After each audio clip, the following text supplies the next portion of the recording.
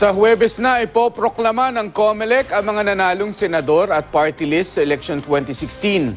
Ayon yan kay COMELEC Commissioner Rowena Guanzon. Bukas naman nakatakdang makipagpulong ang COMELEC sa Senado at Kamara kaugnay sa bilangan ng boto ng Pangulo at Pangalawang Pangulo.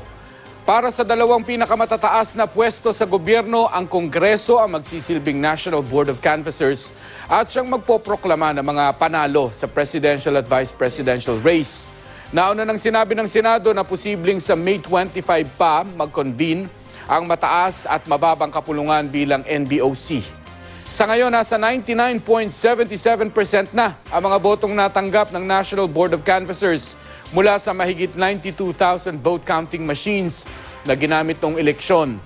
Samantala, pagkatapos ng proklamasyon pa inaasahang sisimulan ng binuong investigative body ng COMELEC ang pagsisiyasat sa pagbabago ng computer script o command sa transparency server ng komisyon noong gabi ng May 9.